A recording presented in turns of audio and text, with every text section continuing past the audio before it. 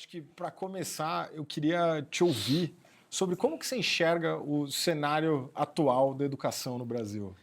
Bom, eu entendo que o cenário sempre foi muito desafiador.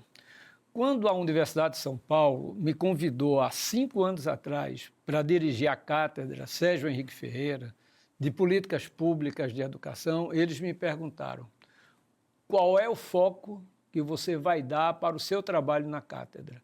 E eu disse: é o foco vinculado ao desafio brasileiro. E eles perguntaram: então qual é? Foi a pergunta que agora você me fez. São os baixos índices de aprendizagem. Se antes da pandemia já eram desafiadores, com a pandemia esses índices caíram ainda mais. É verdade que poucos municípios passaram os dados de 2019, do antes da pandemia, mas a larga maioria dos municípios brasileiros ainda está abaixo de 2019. Melhorou em relação a 21, mas 21 a queda foi muito grande. Então, eu diria que o grande desafio está na melhoria da aprendizagem escolar e na redução das desigualdades.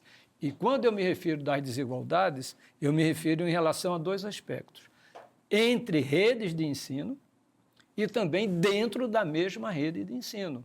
Eu fui secretário, como você disse, de Educação de Pernambuco, e várias vezes eu me deparei com 2 escolas, não mais do que 1 quilômetro de distância uma da outra, e resultados muito diferentes. Então, eu acho que a questão da desigualdade, oferecer uma educação de qualidade para todos, é o grande desafio. O Brasil colocou as crianças e jovens na escola. O que a gente precisa agora é colocar qualidade. Qual que você acha que é o principal motivo das desigualdades? Olha, Ivan, há várias razões. Um fator que é já bem conhecido é o fator socioeconômico. Então, ele explica, em média, 40% das diferenças na desigualdade do ponto de vista da aprendizagem escolar. Pode variar um pouco mais para cima, um pouco mais para baixo, mas é um percentual bastante razoável para explicar a desigualdade com baixo na questão do nível socioeconômico. Mas há outros fatores que podem explicar, né? Um desses fatores tem a ver com fatores intraescolares. Por exemplo, você às vezes pode estar numa mesma rede de ensino, salários são os mesmos, a carreira é a mesma, né? A política de carreira é a mesma, né? A alimentação, né? Transporte escolar, tudo. O que muda? A gestão e a qualidade do professor. E as pesquisas mostram que é a qualidade do professor o fator mais importante do ponto de vista intraescolar para a melhoria da aprendizagem. O que eu quero dizer com isso, às vezes, é o seguinte: se você tiver um grande professor, um bom professor, que teve uma formação sólida, tanto teórica como prática, e esse professor tiver uma sala de aula com 50 alunos, e tiver um outro professor que não teve a mesma linha de formação e que está dando aula para 20 alunos, esse professor, com 40, 50 alunos, vai ter melhores resultados porque é ele que vai fazer a diferença. Claro que o melhor dos mundos é você ter uma sala com 20, 30 alunos, né, com um professor muito bem preparado. E o outro é a questão da liderança escolar, o gestor, né? Todas as pesquisas também mostram isso. Se você tiver um líder transformacional, o que é um líder transformacional? É aquele que mobiliza pessoas e conhecimentos em torno de uma causa. Então, quando a gente tem um gestor escolar, que é uma liderança transformacional, portanto, que tem altas habilidades socioemocionais, por exemplo, ele faz uma enorme diferença no desempenho escolar da comunidade, mobilizando, trazendo famílias. Então, eu acho que a gente tem fatores que estão fora da escola, como o socioeconômico, e dentro da escola esses 2 fatores são os mais relevantes. E quando a gente olha para o socioeconômico, são fatores que, dentro da gestão de um secretário de educação, é muito difícil dele conseguir atuar. Mas quando a gente olha dentro do âmbito da educação de fato, onde a gente consegue mais exercer mudança é tanto dando ferramentas, capacitação e apoio para os professores, porque é aquilo. mesmo você tendo também o melhor professor numa situação completamente inadequada, como você estava falando, se tem muitos alunos em uma sala de aula ou algo do tipo. Uma sala quente, sem sabe, a questão da qualidade climática. Né? Você dá aula lá do sertão de Pernambuco, a 40 graus, os alunos também não aprendem. Ou ainda, né, Ivan, situações, por exemplo, fora da sala da escola, do ponto de vista da violência. Sim, como houve Tráfico de droga, muito no Rio a gente vê isso. E tem várias pesquisas, né, que mostram, como, por exemplo, uma criança que está sob forte tensão, estresse decorrente da violência, ele tem uma alta taxa de cortisol nos fios de cabelo. E vários estudos da neurociência mostram que quando essa taxa é muito elevada, o aprendizado cai muito. Sim, até o desenvolvimento, né, corporal é muito diferente, né? Aquela história.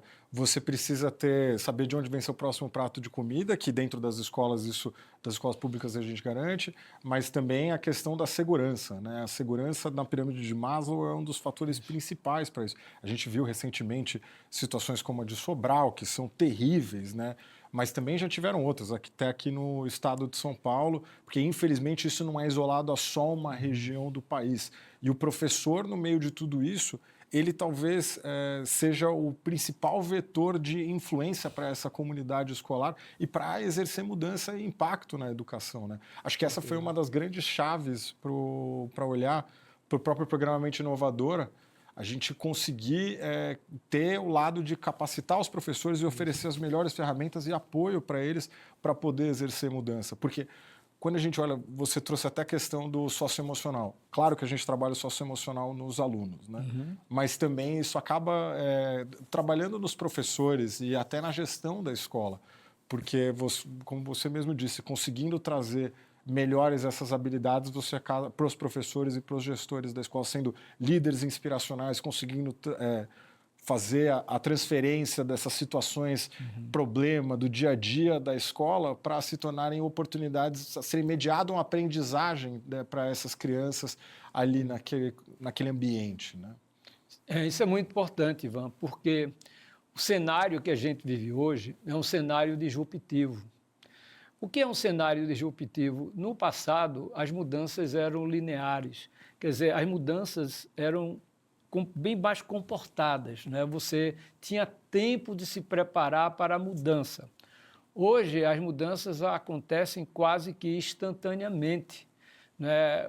A própria pandemia, eu acho que foi o melhor exemplo disso daí. Eu me recordo que eu estava pronto para viajar para os Estados Unidos, e, de repente, disse, não, está tudo fechado, você vai ter que ficar em Recife, fiquei isolado em Recife. Né? Minha mulher com minha filha mais velha, os netos lá nos Estados Unidos, sem poder mais viajar, eu também. Então, a disrupção hoje, principalmente nesse caso, foi por um outro fator, mas as descontinuidades tecnológicas têm feito um diferencial muito grande com relação a essa descontinuidade. Quer dizer, o nosso ponto cego, como a gente fala às vezes no carro, né? Meu carro eu olho o retrovisor e não vejo. É que a gente não percebe que agora essas mudanças são exponenciais. Com isso, não dá mais para você ter aquele comportamento, sabe, estável, não ter abertura ao novo, não estar realmente aberto a esses novos ambientes e com problemas cada vez mais complexos. Os problemas lá atrás eram mais simples. Hoje, com a complexidade que a gente tem, você veja, voltando à pandemia, como é que a vacina ou as vacinas foram descobertas? Foi um laboratório só? Não. Foram vários laboratórios, cada um na sua expertise máxima, trabalhando em prol do desenvolvimento de uma vacina. Sim. Se não tivesse feito esse trabalho em rede, articulado, possivelmente a gente não teria tido a vacina em tempo hábil, que evitou milhares e milhares de mortes em todo o planeta. Então, é o cenário mais complexo. Então, isso exige novas habilidades, novas competências, que têm muito a ver com as competências socioemocionais.